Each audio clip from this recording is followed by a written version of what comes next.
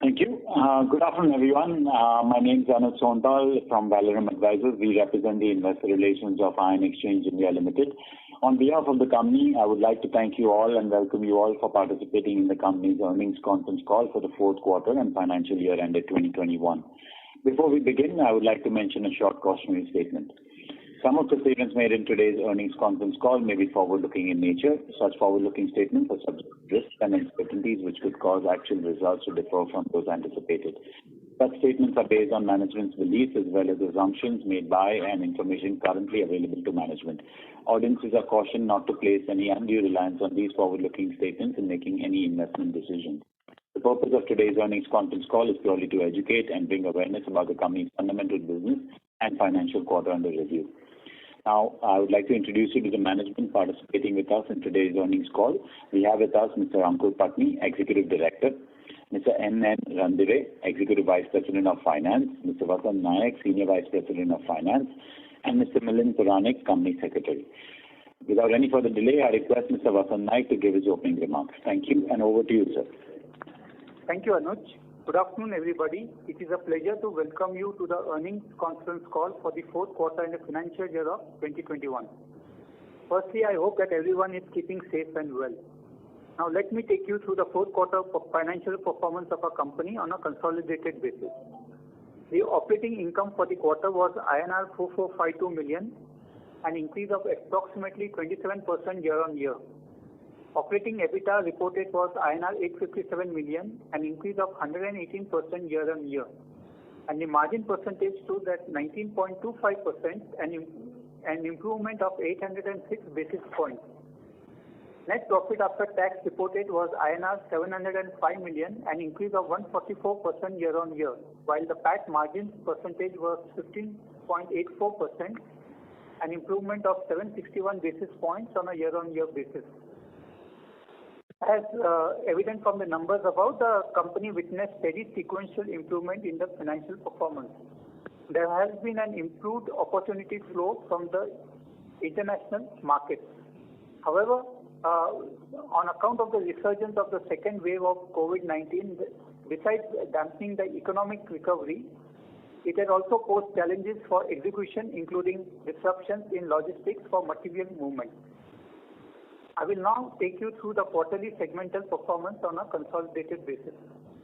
In the engineering division, the revenue for the quarter was INR 2910 million, an improvement of 32% compared to the preceding quarter, compared to the quarter 4 of last year. The EBIT was INR 557 million, which increased by 111% on a year-on-year basis. The flow of orders during the quarter was steady. While execution of the Sri Lanka project improved during the quarter, frequent COVID-related restrictions in the country continue to pose execution challenges. Other execution of other ongoing engineering orders picked up pace in this quarter, resulting in improved sales and margins. In the chemical division, the revenue for the quarter recorded was INR 1298 million, an increase of 18% on a year-on-year basis. The EBIT was INR 389 million, an increase of 74%. The sales and dispatches showed continued improvement in this quarter, and the margins in this business improved due to the higher turnover coupled with the operational efficiencies. Lastly, in the consumer division segment, the revenue for the quarter was INR 377 million, an increase of about 17% on a year-on-year basis. The loss for the quarter reduced to INR 14 million versus a loss of INR 28 million for the same period in the previous financial year. Although volumes have shown an improvement in this quarter, it was constrained due to certain segments continuing to remain affected due to the restrained economic resumption in key consumer sectors and after effects of the COVID lockdown measures and continued social restrictions. Talking for the financial performance for the financial year 2021 on a consolidated basis, the operating income was INR 14495 million, decreased marginally by around 2% on a year-on-year basis. The operating EBITDA reported was INR 2023 million, an increase of about 50% on a year-on-year, and the margin percentage stood at 13.96%, a growth of 487 basis points. Net profit after tax reported was INR 1433 million, an increase by 52% on a year-on-year. And the margin percentage was 9.89%, an improvement by 352 basis points. Now talking about the consolidated segmental performance for the full year 2021, the engineering division turnover was INR 9407 million, which witnessed a marginal increase of just under 1% on a year-on-year basis. The EBIT was INR 995 million, an increase of 29% on a year-on-year. The chemical division clocked revenues of INR 4396 million, a decrease of 6% on a year-on-year, while the EBIT for this segment was INR 1062 million, an increase of 45% on a year-on-year. The consumer product segment turnover for financial year 21 was reported at INR 1084 million, a decline of 14% compared to the previous financial year, and loss for the segment was INR 37 million against 70 million last year. And before I hand over the floor for the question and answers, would like to just inform you that sometime back we have informed the stock exchange, and we are happy to inform you that the company has received a letter of award and contract under the Jal Jeevan Mission for the rural water drinking supply to 1,000 villages in 2 districts of Uttar Pradesh, that is Varanasi and Aligarh. The value of these 2 projects is approximately around 1,000 crores. And the specific value will be determined after the approval of the detailed project reports. The project is to be constructed and commissioned within 21 months from the date of the signing of the contract. And with this announcement, I would hand over the mic back to Anuj for starting the question and answer.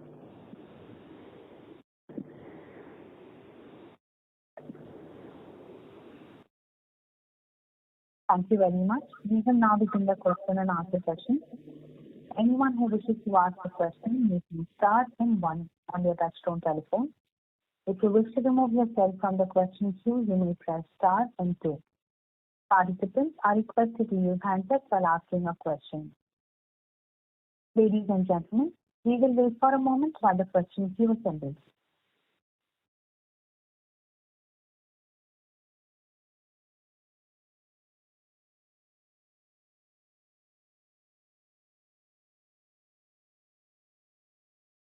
The first question is from the line of Chetan Vora from Abakkus. Please go ahead.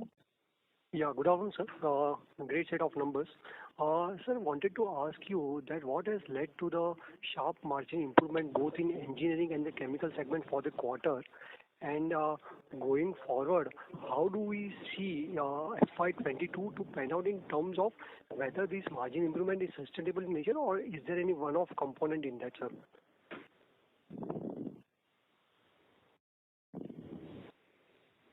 Thank you very much. The numbers which you see on a year-to-year basis, we feel that they are very much sustainable on the margin percentage front. Various factors have led to the improvements as compared to the previous year.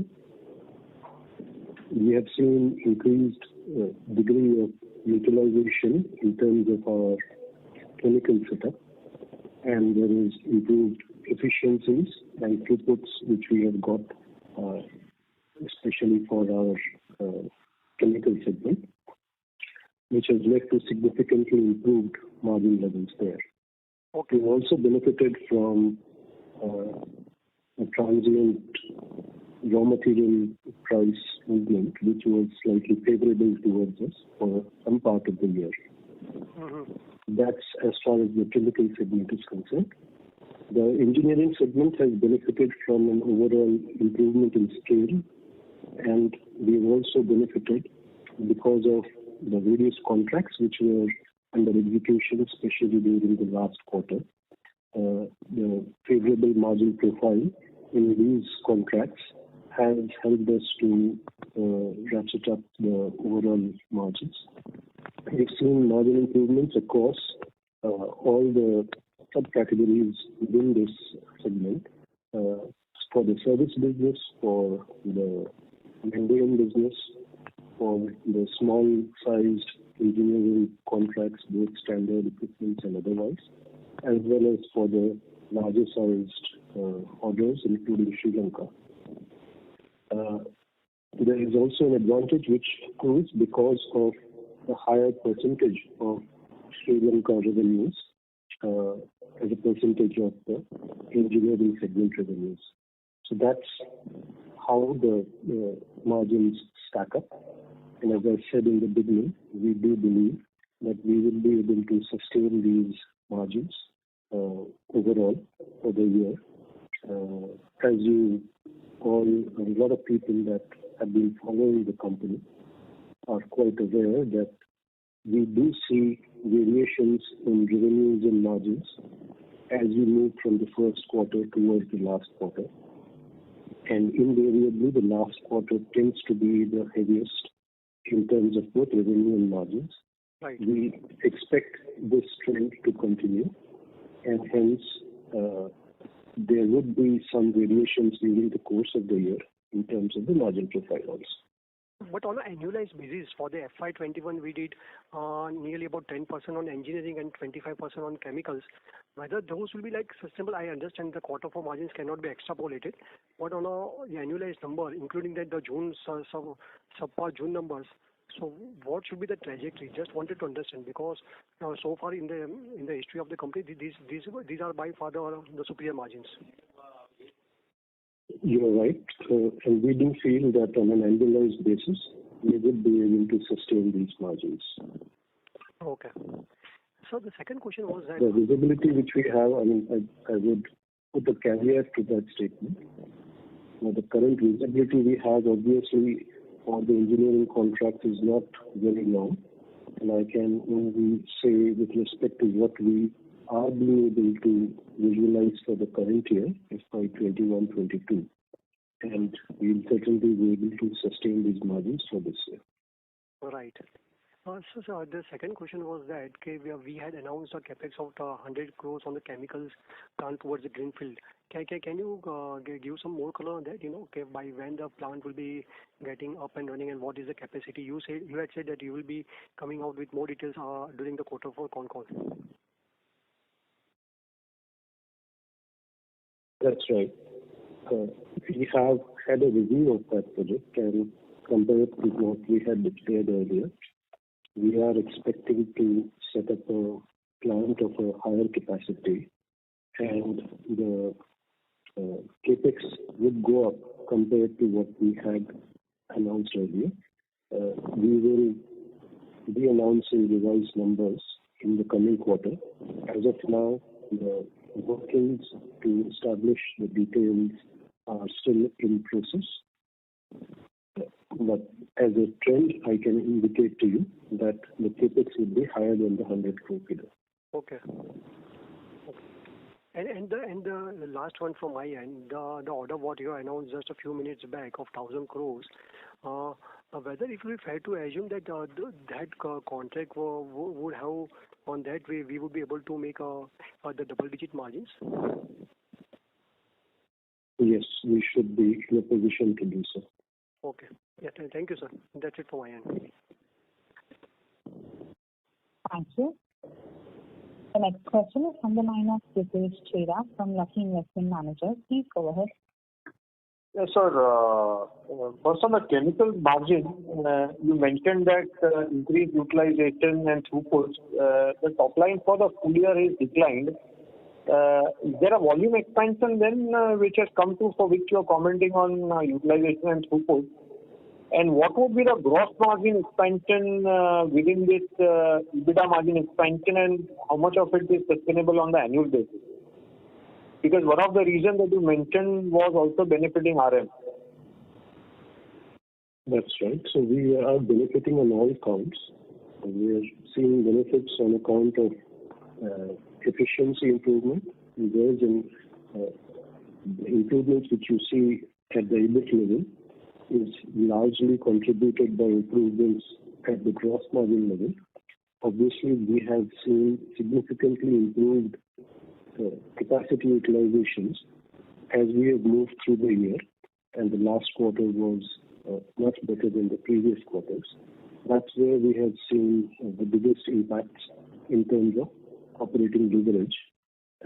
And as I said, we would be able to sustain this going forward. What is the asset utilization in chemicals business that you have? Overall, we would be roughly at around 70% for the year. And my last question is on the engineering side. When I look at your order backlog, which was reported at the end of in the presentation at about 60 crores, it's quite similar to what it was last year as well. Now with this new order that you have got, I don't know the contours of that order because there is O&M angle as well. So do you think that considering the flattish backlog that you had last year, is it a case that we will grow in top line on the engineering side in FY22? Yes, we should grow on the top line on the engineering side. The numbers which we have declared for this new contract, they are not inclusive of the O&M component. The details of each of, as you would have read and heard from the opening comments, there is a significant number of detailed project reports which will need to be drafted, and specifics of each contract, the sizes and the quantum of O&M revenues which will accrue later, they are to be determined during the course of the year. So we should see a higher number, certainly, in terms of top line. Can you comment what should be the growth rate in engineering?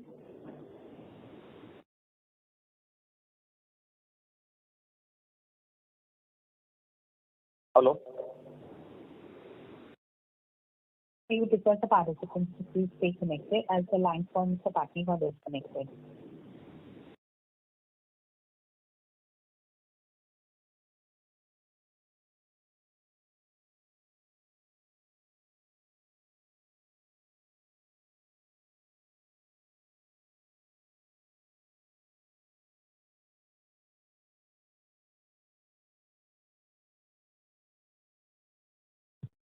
Thank you for patiently waiting. We have Mr. Patni reconnected, so you can go ahead, please.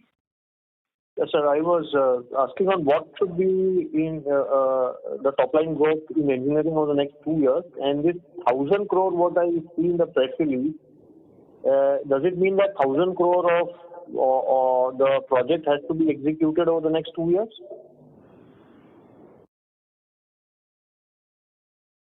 Yes, the average execution period for each of the DPRs, and there are roughly around 1,000 villages which need to be covered with these contracts. Can you hear me? Yeah, I can hear you. I was just asking that it's a 1,000 crore value of 2 projects. This is pure the construction part, right? This is the construction part. Okay. And to be executed over the next 21 months. Yes. So there are quite a few DPRs. Each of the villages would be executed over a period of 21 months.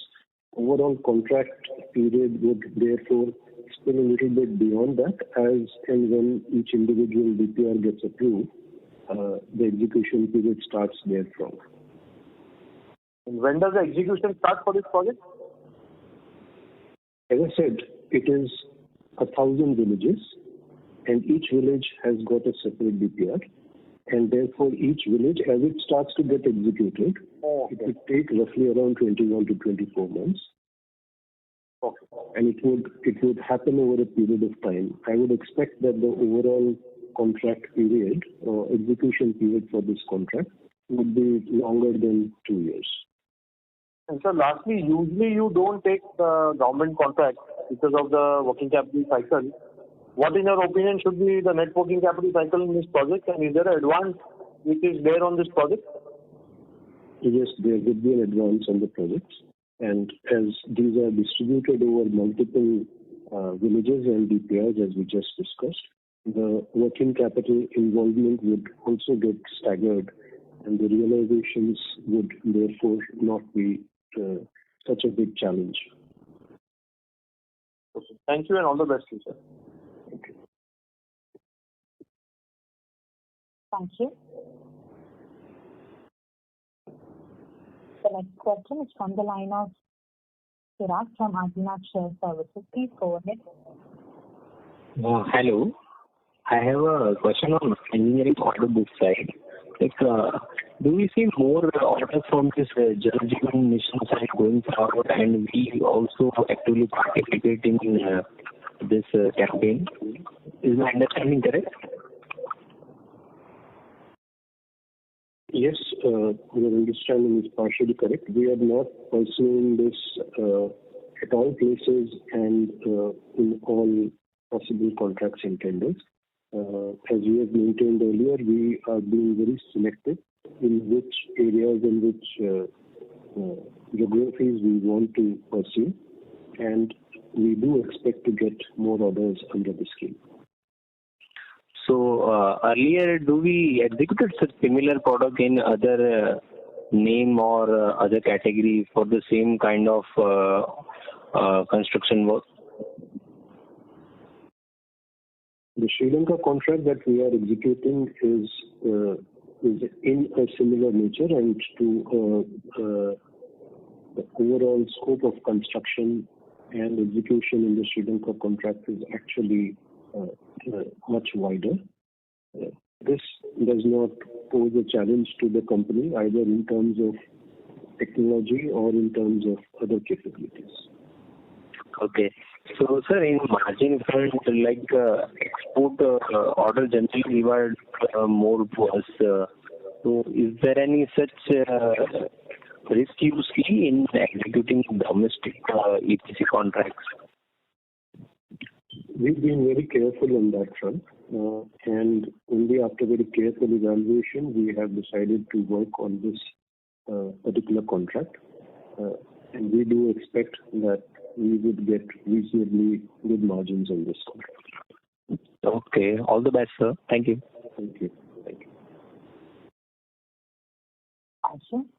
We would request the participants to please limit their questions to two per participant. The next question is from the line of Sunil Singhania from Abakkus. Please go ahead. Sir, good afternoon. Congratulations. Sir, on this UP order, you mentioned that you're going to do the work for some 1,000 towns and villages, and therefore, it might extend beyond 21 months, the execution.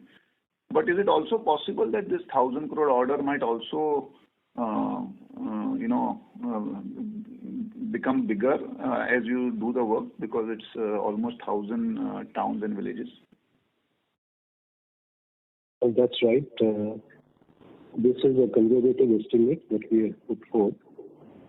As we complete the DPRs, the sizes of individual contracts would have a tendency to go up, depending upon the nature of treatment process involved.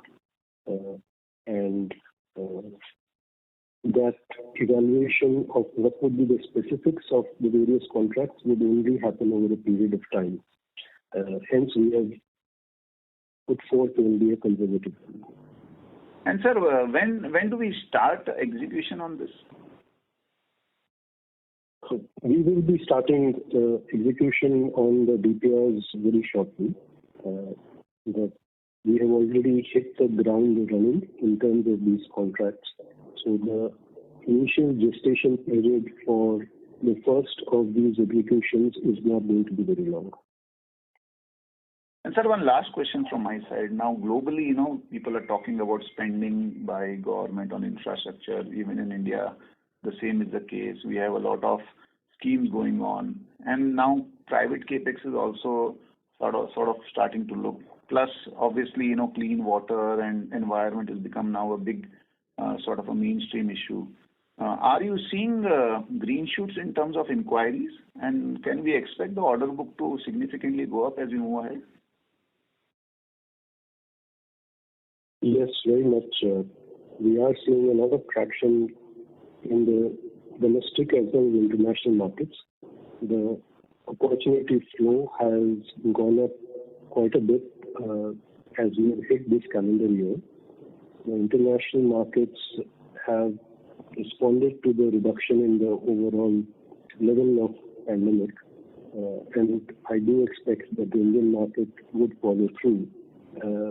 For a very brief period over the last couple of months, we did see a slight pause, and we have again started to see resumption of whatever activities were paused or deferred.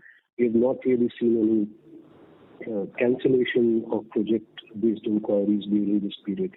So I'm very hopeful that the coming year will be much better in terms of order booking.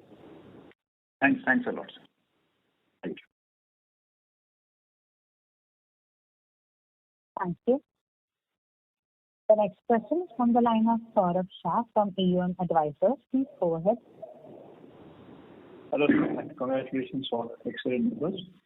So the first question was on each of the segments. If you could tell us, over a three-year period, what kind of growth do you see on revenues on the engineering segment, on the chemical segment, sir?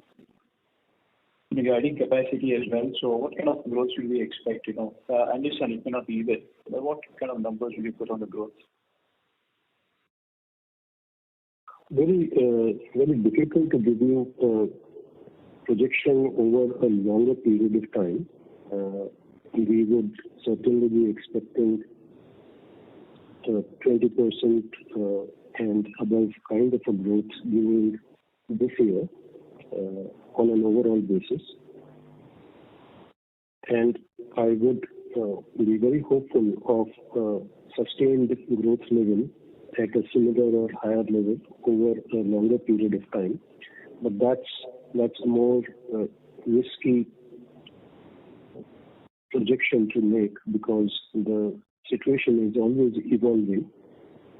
Based on the current scenario and the uptick which we are seeing in the opportunity flow, I would hazard a guess and say that our revenue growth should be in the region of 20% plus. And so the chemical side, what are you seeing? Are you seeing a change in the growth from the export market? And how should we see that segment? Do you have any specific advantages which let you increase the growth in the overseas market? With the higher requirements, more reasons for tighter enforcement of these water discharge regulations and those things. We are seeing a very good response from the international market for our various chemical products. The international foray has been led by the resins product line, and we are expanding that into more product lines as we go forward. We continue to receive good response on all these fronts. The advantage which we carry is based both on our ability to provide a good product, high technology and high quality, as well as being able to provide it at a price point which is acceptable to the customers. And last but not the least, providing a very good after-sales support.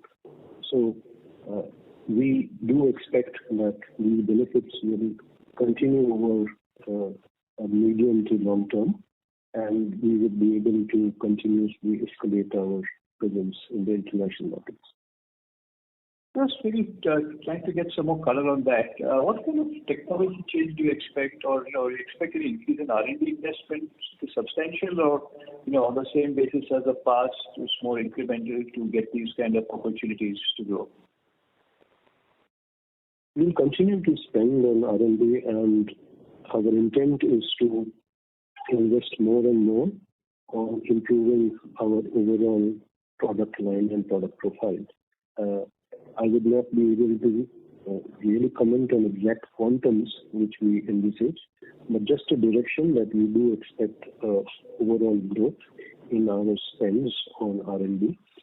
This is not just to take care of the current product line. As you hinted, we are also working on improving the overall scope of the products which we are able to deliver. Recently, we did start the membrane side of business, and that's also picking up very well. We do expect to add more of these product lines which are oriented towards newer kind of opportunities. So any need to make an acquisition for, as you said, this membrane or other, more next level technologies from the international markets or anywhere else? Any such, disproportionate investment you anticipate? We continue to look at opportunities, and if and when we do get something which fits the bracket of our requirement as well as it comes at good terms, we will certainly evaluate. The last question from my side, again on the same point. So any end industries that we expect to become a much larger portion for us, like pharmaceuticals, chemicals, any such industry which is becoming more important than a larger proportion of our revenues on the chemical side? The chemicals portfolio addresses quite a wide range of industries, and per se, on a traditional, from a traditional standpoint, it has been the heavy industry segment, which is industries like power or steel or petrochemicals, which have enjoyed the lion's share of this business. We are continuing to see that as we go forward. The intent which we have is to increase the presence of more value-added products which go into specific sectors and very specific applications. However, these are spread out over a very wide bunch of industry sectors, including pharmaceutical, food and beverage, textiles, etc. So I'm not very sure how the bias towards a particular industry sector is going to change in the coming time. It's a continuous process of variation. Thank you so much. Thank you. Thank you. The next question is from the line of Sunil Kothari from Unique PMS. Please go ahead. Thanks, Mr. Patni, for opportunity. Sir, congratulations for such a good numbers, and my hearty congratulations to your team also for such a wonderful improvement in balance sheet, ROE, and working capital. Thank you so much. Sir, my question is largely, if you can throw sir just your qualitative comments on the change in our view on taking domestic government projects. I think we were a little bit cautious previously, but now this is the first very big and hopefully a good order. So what has changed? I mean, this is and how this opportunity seems to be sustainable.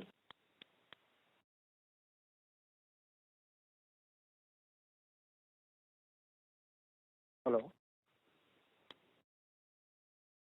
We would request the participants to please stay connected as the line from Mr. Patni got disconnected.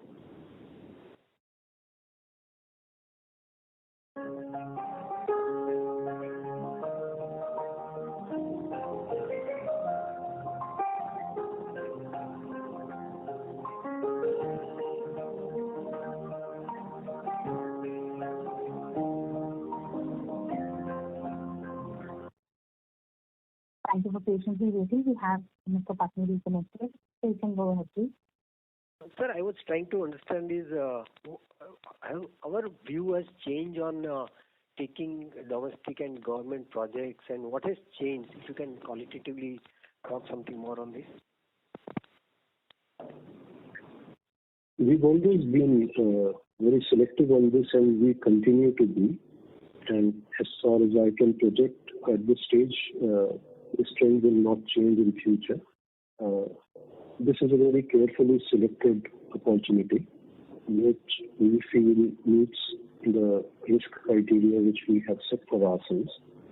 And we don't foresee a challenge on the execution and the collections, and the margins are fitting our appetite. Hence, we have gone through with accepting this opportunity. In future also, we would be keeping similar criteria, and hence, again, the opportunities that we would follow through would be limited. As you're all aware that we are pursuing quite a few of government opportunities in the international markets, and they are of a profile like the Sri Lankan contract, which we are all well aware of, where we have tried to keep a very high standard of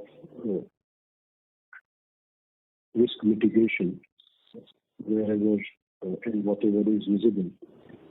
This trend is unlikely to change in future. Great, sir. And sir, my second question is, we being a very cautious but conservative management, looking at the opportunity in water chemical and the way we are getting better and better margin and return profiles, should we expedite our investment team or investment in chemical segment, or are we planning those way? If you can throw some light, because since last some time we are talking about big greenfield project, but we are not aware about how much investment we are going to make. What's your thought process? If you can say some more, throw some more light on this. We are quite actively working on the new project. As I had mentioned to a previous caller, we are relooking at the capacities which we want to set up. There has been an upward revision towards the originally planned capacity, and there is some degree of technological innovation also which is being brought in. Hence, there is a slight delay and rework on the overall capex plan, but we will be undertaking this very shortly, and we will see that this capacity would come on stream somewhere around the end of FY23. Right, sir. And my last question is, sir, on this. We have many subsidiaries locally, also domestically, and you were saying that we are consolidating those with a listed entity. Any progress or any update if you want to say? Yes, we are working towards such a consolidation because of the unfortunate state of pandemic that we were all in. There was a slight delay or disruption in this process because of the inability to move papers and files and processes fast enough. But we would be again taking this up in earnest, and we should be announcing a few of these initiatives in the coming quarter. Thanks for opportunity, sir. Wish you good luck and congratulations again. Thank you so much. Thank you. The next question is from the line of Nikhil Agrawal from Param Capital. Please go ahead.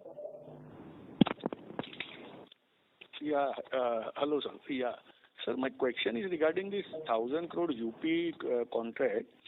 So, in the stock exchange notice, you have mentioned you will be preparing DPR, and based on DPR, the exact amount of the project cost will be determined. And this is a government contract, so have we got it in competitive bidding, or due to our expertise we have been awarded this contract? One. And second is, who will be funding this project? Either state government will be funding or central government will be funding, or how does it work?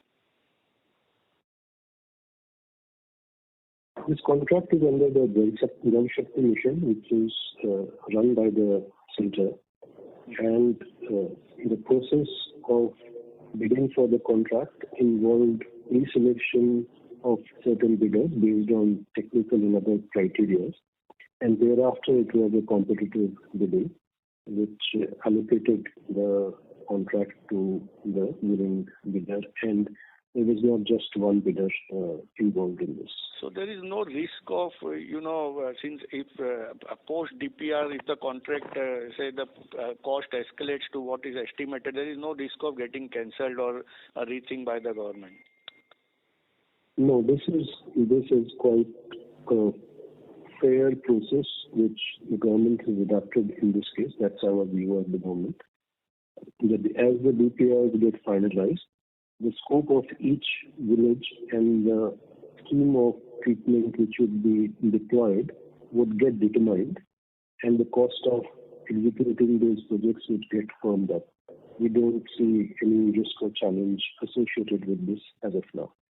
Okay. Thank you, sir. Thank you. Thank you. The next question is from the line of Rajesh Kothari from AlfAccurate. Please go ahead. Good afternoon, sir. Sir, my first question is, in the chemical business, if I look at, last 3 years revenue, it is a quite flattish revenue for around 430 crores. But if I look at PBIT, it has almost doubled, in absolute terms as well as from the margins perspective. You mentioned that, one of the reason is price increase, but generally price increase also gets reflected in the corresponding increase in the revenue, which is not the case. So I would like to know what is the key reason for improvement in profitability? Is it a product mix? Is it a change in application? Is it a cost competitiveness? Can you explain what is the reason for this? We've undertaken a capacity expansion and other improvements on the capital side over the course of the last 2-3 years. Certainly, there has been a change in the profile of the products and margins associated with a product mix.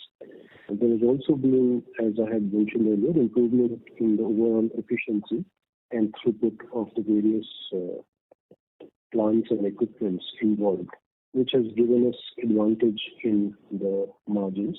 The favorable price movements which have happened is to do with the raw material side of the cost, and that has helped us to some extent in terms of increasing our margins. So a host of reasons, not just a single one. And how do you see the margins in the chemical segment? Do you see further improvement in your product mix? How do you see these margins? Further improvement is an ongoing process. That's our attempt and intent that we would continue to try and improve the overall profile of our products. It's difficult to predict it over a longer period of time. As we see it today, we should be in a good position to maintain the profile as you see currently for the year as a whole. So basically what you're saying is, the product mix has changed. So can you do a little bit more color into this? That what do you mean by this? Can you classify, for example, the low margin versus high margin business kind of application which would have changed in last 3 years? Some drop into it? That's not something which I would like to discuss on the call, but there have been a few product lines which we have added, which are giving us better margins, and there are some others which we have dropped, which are not doing so well on the margin front.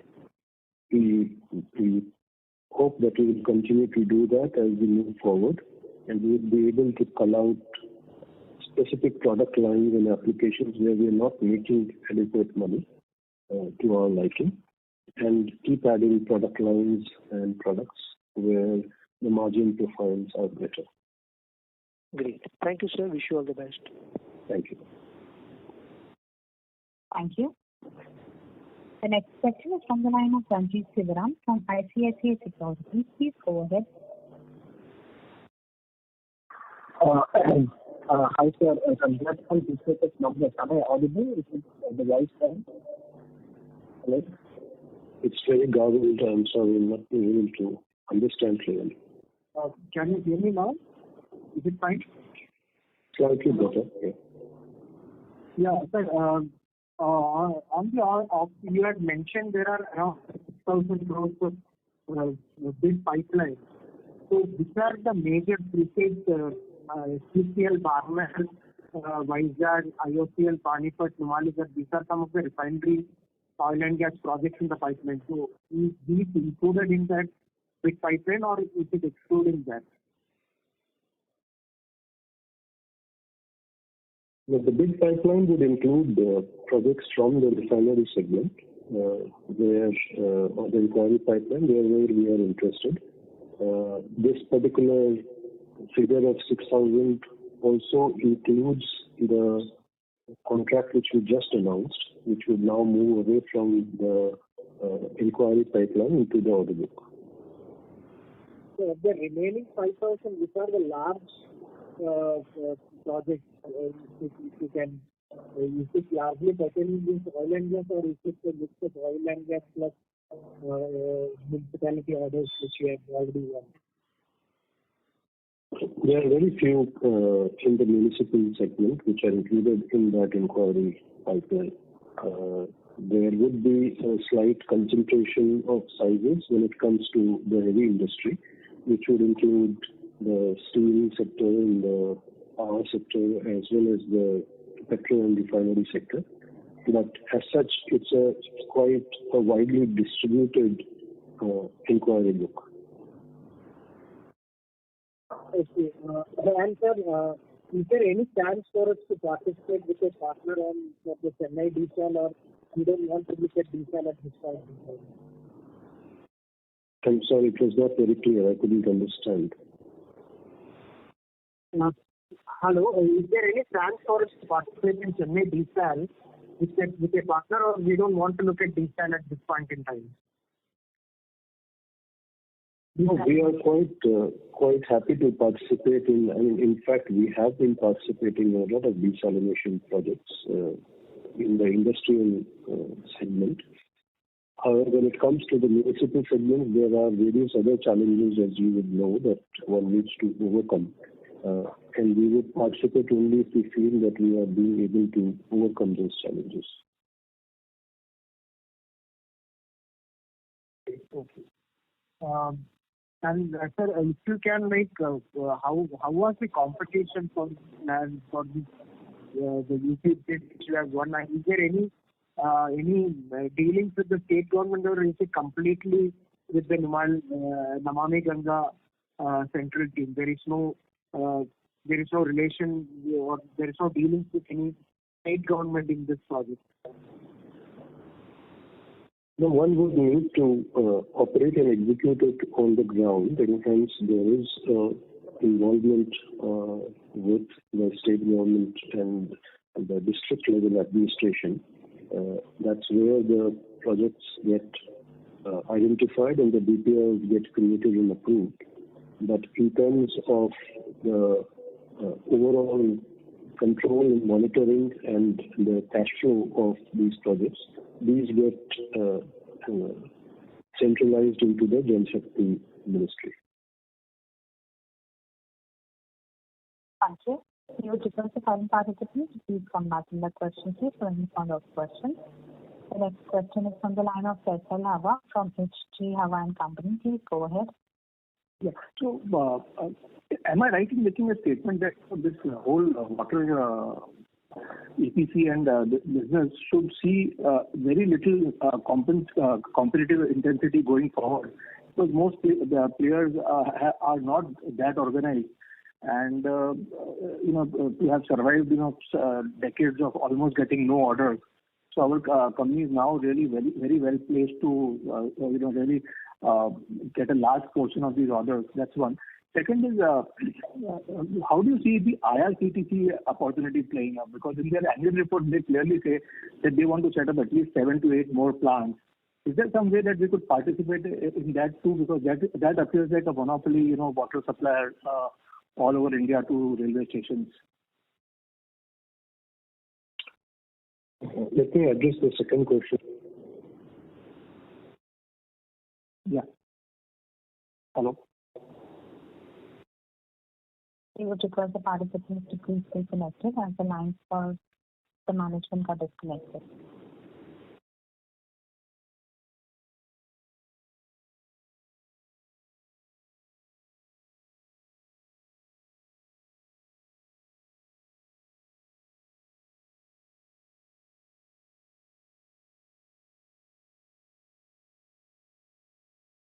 We have Mr. Patni reconnected, so you can go ahead, please. Sorry, I was responding to your question on IRCTC. We have been actively working with the railways for quite a few years, and we've enjoyed a significant proportion of the business in the past. we will continue to engage and participate in these opportunities, and very hopeful that we will have a good share of this opportunity. On the overall question of competitiveness within the EPC space, I wouldn't say that the intensity is low or that we are, one of the very few. This space sees a lot of participants, and both the new and the old ones keep giving a reasonably high degree of competition. EPC per se is not a very profitable business if you look at a global trend, and one has to be very careful in making sure that the heat of the competition, we don't end up compromising the bottom line. So in spite of the high quantum of opportunities that you see, we will be extremely conservative and make sure that we are only participating in case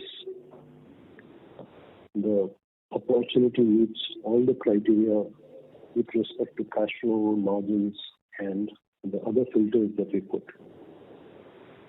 So in summary, the competition is not low, and I don't expect it to really soften in the near future either.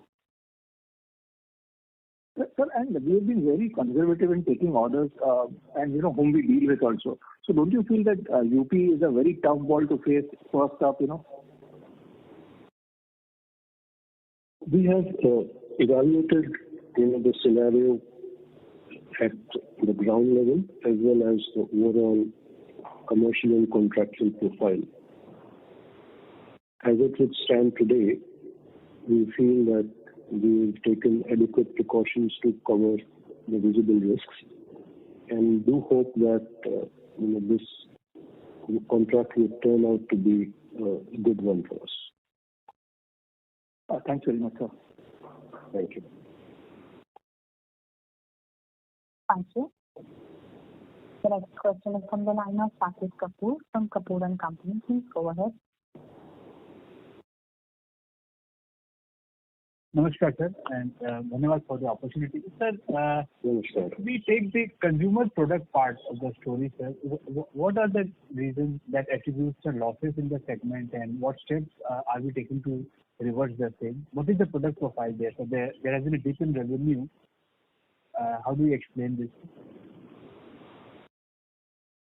The consumer segment is one of the most dependent out of the basket of products and solutions that we have. This segment is the most dependent on a face-to-face customer connect, and which we all know there were severe challenges during the course of the last year, and we continue to see some challenges even during this current quarter. That's one of the primary reasons why we saw a muted performance from the segment. Some of the sectors which this segment addresses includes the hospitality segment, which is the hotels and resorts and restaurants. It also includes the education and the real estate sector. All of these have been hit pretty badly by the pandemic. And my expectation for the current year is that we should see a reasonably good growth coming from this segment as well. While we have not been able to achieve a turnaround in terms of the bottom line in the last year, I am very hopeful that this year we will see that turnaround happen. What is the potential, sir, if you just continue to the first question only, what is the potential of this segment going forward if when the normalcy is there in the system? What kind of margins can we expect, and the product profile, if elaborate, sir? It's a very wide basket of products which we offer in this particular segment. It includes the home water solution, which is the typical RO which you would put in your kitchen. It also includes apartment level or a flat level treatment equipment like a softener or a sand filter or an iron removal system. It also offers products to the rural market, which includes products for handling toxic materials like arsenic and fluoride, which affects our villages quite a bit. It deals with sewage treatment plants for residential and commercial systems. I think the product line is pretty widespread. And we are quite hopeful that as the scale of operations picks up in this particular segment, it would be able to deliver very good bottom line numbers. But the numbers become extremely dependent on the overall scale as it carries a high overhead burden. So until and unless the productivity levels go up, the bottom line does not do justice to the overall potential. The second question pertains to this raw material basket, sir. What constitutes the major raw materials, I think in the chemical segment also and for the EPC part also, and the inflationary trends that are prevailing all across the board, how are we insulated? If you could give the mix of the on the basket part. You see that the product profile that we have would indicate that the raw material mix is also pretty wide. I can give you a directional answer to the question which you put rather than getting into very specifics. Steel and cement prices would certainly have an impact on our engineering business. The petrochemical prices and other commodity price movements on the chemical front would have an impact on our chemical segment also.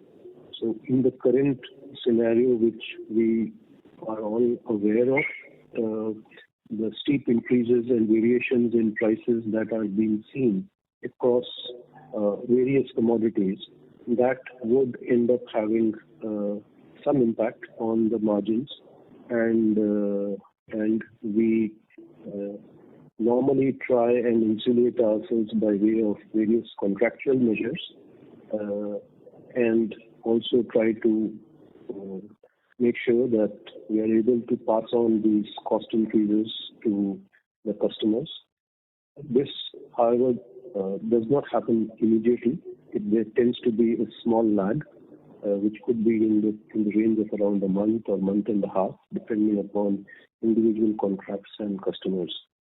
Similar thing should be stated about the chemical business, where the wide variation which we have seen during the course of the last 4 to 5 months certainly has a direct impact on the costs of our various products.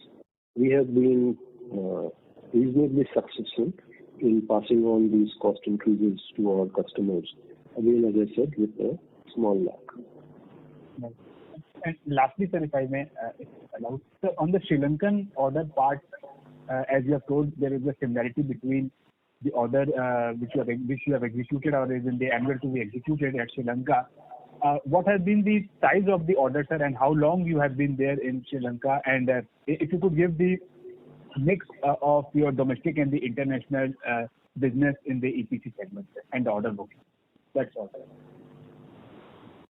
I think you asked quite a few questions in that small sentence. I'm not sure whether I'll be able to answer all of them. If I understood it right, you were trying to ask about the status of the Sri Lanka order execution. That was one of the questions that you put. Sri Lankan order execution is going reasonably well. We are approximately 75% of the contract is completed. They have also seen resurgence of COVID infections, and hence the country continues to impose restrictions of various kinds. The contract obviously gets a little bit impacted, and we are expecting, compared to our last announcement, we are expecting a little bit more of a delay. But as such, the execution continues to go well, and we are getting excellent support from the Sri Lankan authorities as well as other partners which we have for this execution. You asked about the split of business between domestic and international. Vasant, can you provide a broad directional number on that? In terms of the international business, it is roughly in the region of around 50% of the total revenue in the engineering segment, the export revenue. Thank you. We declare the current participant to please come back in the question queue for follow-up questions. The next question is from the line of Indrajit Chakrabarti, an individual investor. Please go ahead. Good afternoon, Mr. Patni and the management of Ion Exchange. I take this opportunity to congratulate you for the excellent set of numbers. I just have one question, which is that you had said a while ago that the company is pursuing some more large opportunities in the international market. Now, my question is that what is the possibility in the next 1 year the company winning any other large order like this 1,000 crore order? Thank you very much.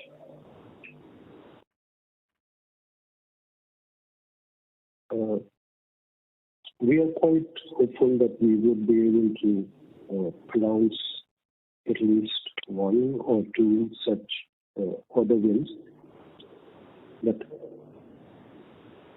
as such, it is very difficult to project the exact timeline when these opportunities mature.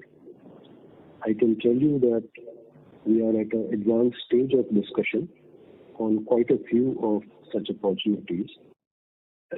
And hopeful that we would be able to see at least one or two of these materialize during the course of the year.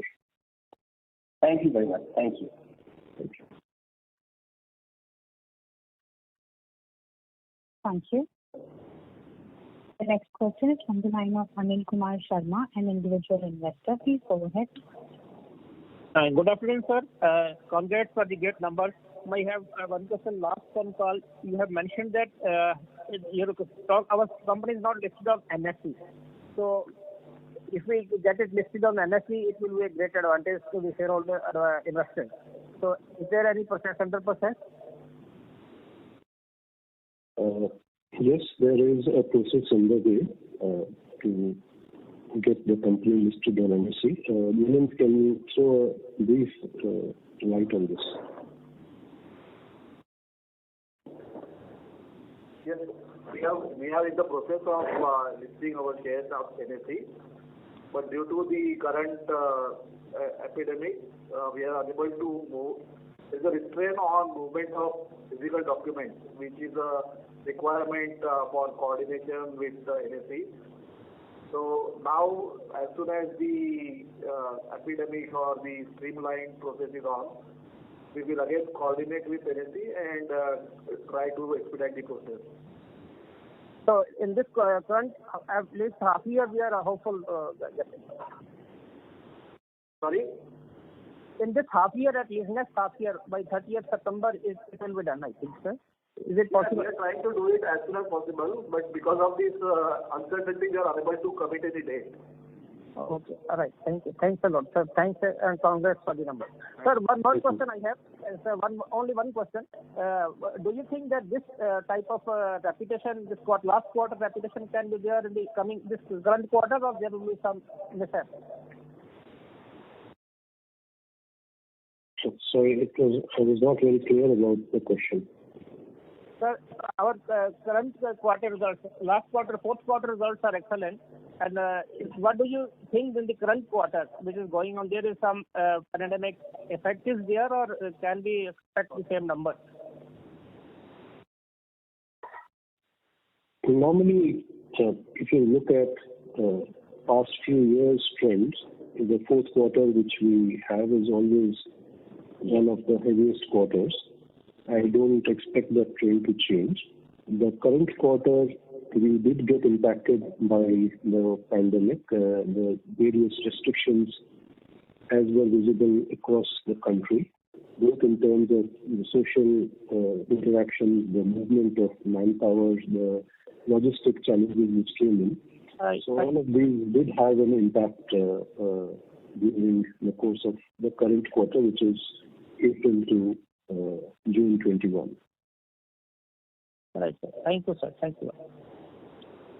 Thank you. That's the last question. I would now like to hand the conference over to Mr. Anand Vanagiri from Ion Exchange India Limited for closing comments. Good evening. Thank you all for participating in this earnings con call. I hope we have been able to answer your questions satisfactorily.